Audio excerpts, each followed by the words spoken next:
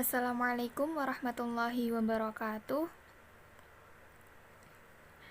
Perkenalkan, nama saya Hayasa Endatun Nuri Suraya dari kelas B3 MIR dengan NIM 2010310064. Di pembelajaran SKI MISD kali ini, saya akan menjelaskan tentang pokok-pokok materi SKI di Madrasah Ibtidaiyah. Yang pertama yakni pelajaran SKI yang pertama kali diajarkan di kelas 3 MI dengan materi sebagai berikut. Yang pertama, tradisi masyarakat Arab sebelum Islam. Yang kedua, mata pencaharian masyarakat Arab sebelum Islam. Yang ketiga, ada agama dan kepercayaan masyarakat Arab sebelum Islam.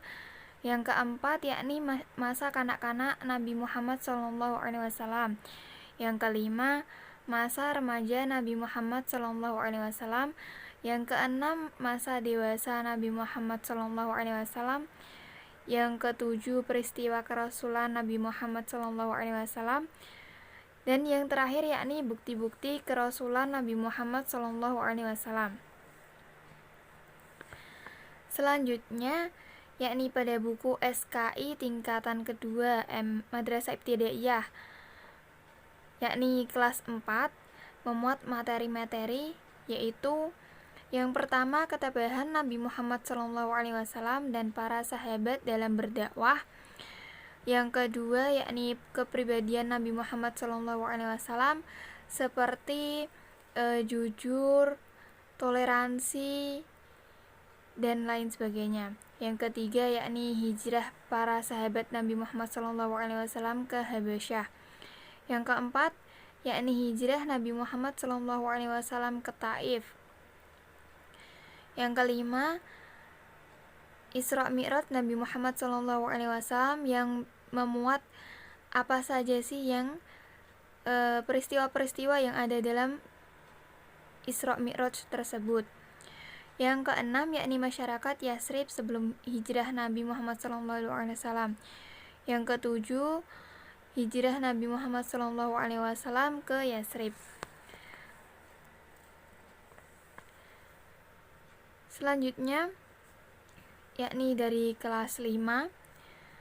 Yang pertama ada kehidupan bermasyarakat di kota Madinah.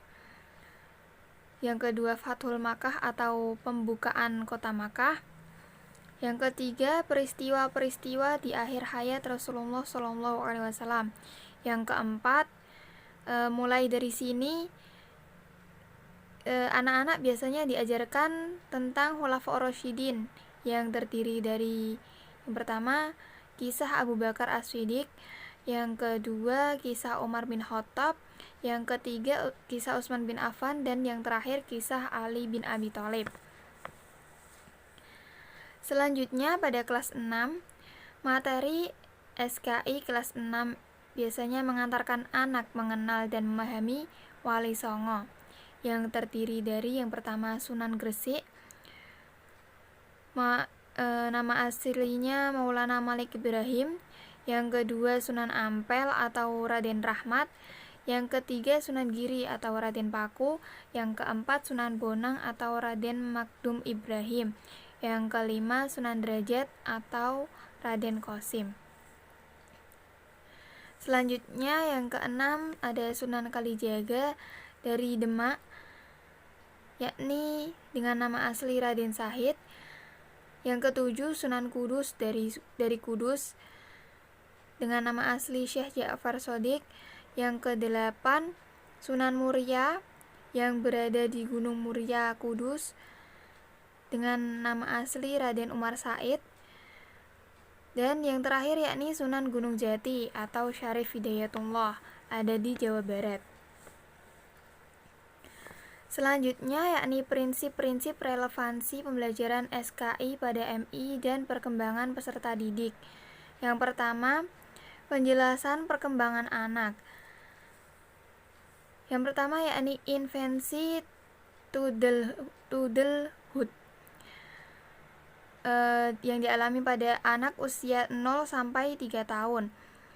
Yakni Tahap pertama, pada perkembangan manusia yang terjadi perubahan-perubahan sangat pesat pada seluruh aspeknya.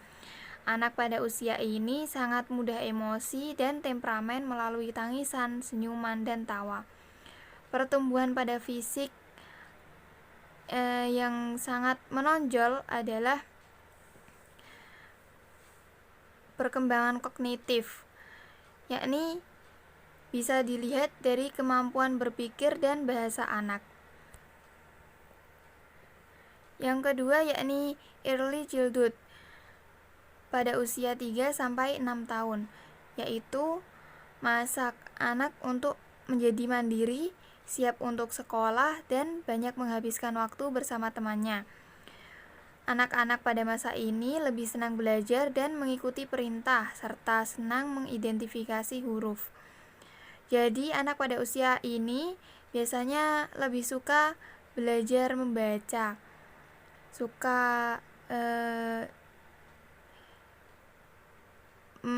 seperti menyebutkan huruf-huruf begitu. Dan batas akhir pada periode ini adalah setelah lulus dari taman kanak-kanak. Yang terakhir yakni middle childhood.